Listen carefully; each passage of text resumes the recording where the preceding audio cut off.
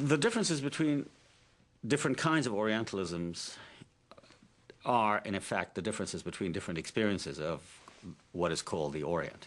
I mean, the difference between Britain and France on the one hand and the United States on the other is that Britain and France had colonies in the Orient. I mean, they had a long-standing relationship and imperial role in a place like India. You know? So that there's a kind of a archive of actual experiences of being in India, of ruling the country for several hundred years, right?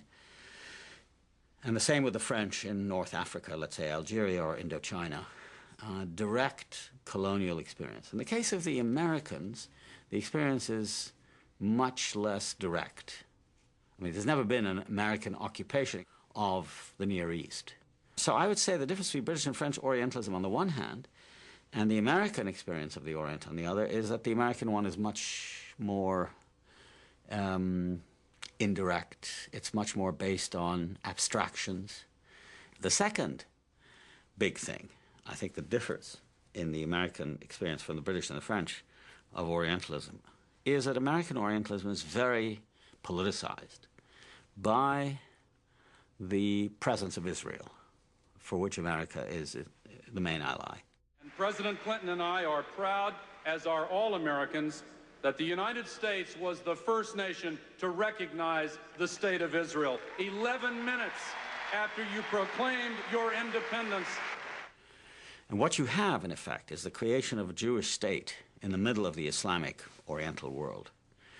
And the sense that because it's a Jewish state and a Western state, self-declared, there's a greater coincidence between American interests there than there is between American interests, let's say, in places like Iran and Saudi Arabia, which are important because of oil.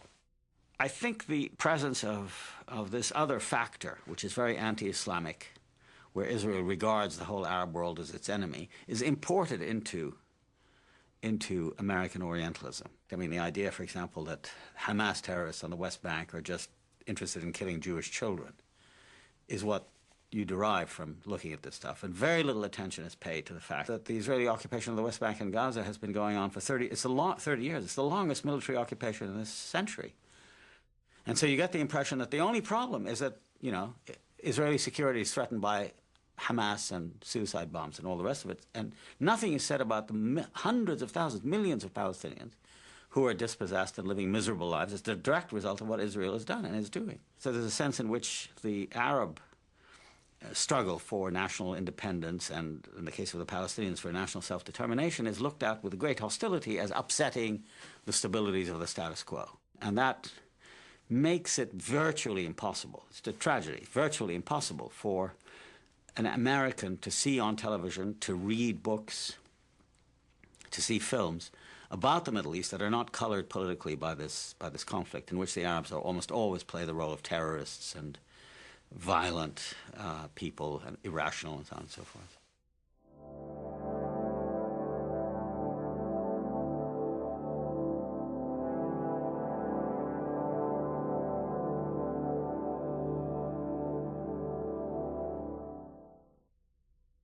That's another thing that America really needs to think about is our racism that comes from the United States towards Muslim people and towards Arabic people. And that's something that has to stop. And the United States has to start respecting people from the Middle East in order to find a solution to the problem that's been building up over many years.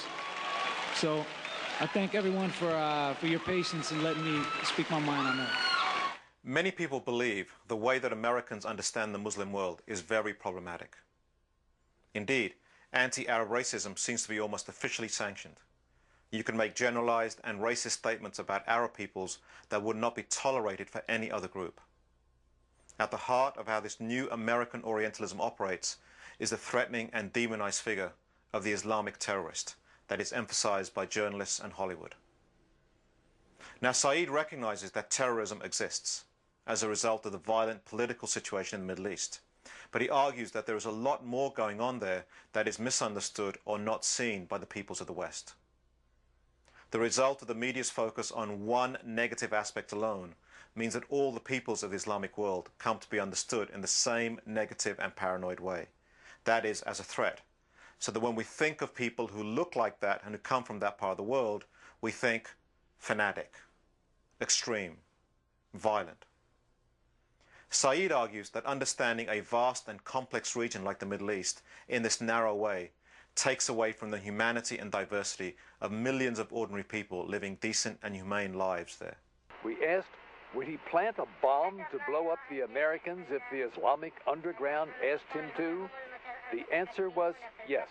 After I'd written Orientalism and a book called The Question of Palestine in the early 80s, in the late 70s rather, and beginning of the 80s, I wrote a third book, which is called Covering Islam, and I thought of them as a kind of trilogy.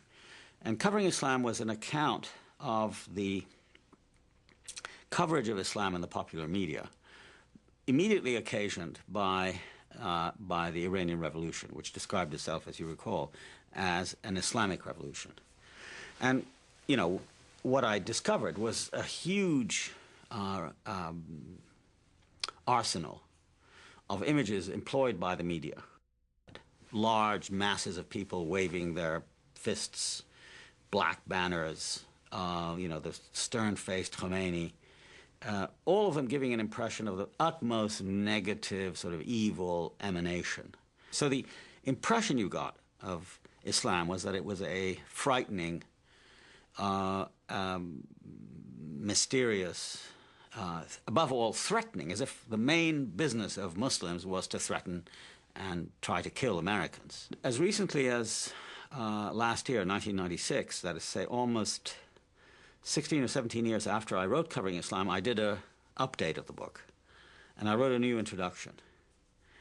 And I found, quite to my horror and surprise, that during those 16 or 17 years, with the large number of events in the Islamic world taking place, which you would think would allow for more familiarity with a more refined sense of what was taking place on, let's say, as reflected in television and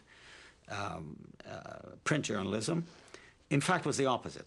I think the situation got worse, and that what you had instead now was a much more threatening picture of Islam, represented, for example, by a television film called Jihad in America, based on the bombing of the World Trade Center. I've reported on international terrorism for the past 10 years. And since the World Trade Center bombing, I've been investigating the networks of Islamic extremists committed to jihad in America. For these militants, jihad is a holy war, an armed struggle to defeat non-believers or infidels. And their ultimate goal is to establish an Islamic empire. But this gathering did not take place in the Middle East. It happened in the heartland of America, Kansas City, Missouri. Combating these groups within the boundaries of the Constitution will be the greatest challenge to law enforcement since the war on organized crime. But never the same generalizations were made, let's say, about the Oklahoma City bombing, that this was a Christian fundamentalist, et cetera, et cetera. But the Islamic jihad had come to America, and you had these scenes of the most irresponsible journalism, where you'd see people talking in Arabic and then a voiceover saying, and they're discussing the destruction of America. Whereas if you picked up a little of what was being said, if you knew the language, it had nothing to do with that. And that Islam and the teachings of Islam became synonymous with terror, and the demonization of Islam allowed for very little distinction between piety, let's say, and violence. The so-called independent media in a liberal society like this, in effect, are so lazy and are controlled by interests that are commercial and political at the same time, that there is no investigative reporting. It's just basically repeating the line of the government. Only 8 days ago, I concluded a broadcast on the World Trade Center bombing by telling you what senior U.S. law enforcement officials were telling us, that the threat of Muslim extremists operating within the United States is an ongoing danger, something we'll have to live with from now on. And repeating the lines of the people who have the most influence, for whom Islam is a useful foreign demon to turn attention away from the inequities and problems in our own society.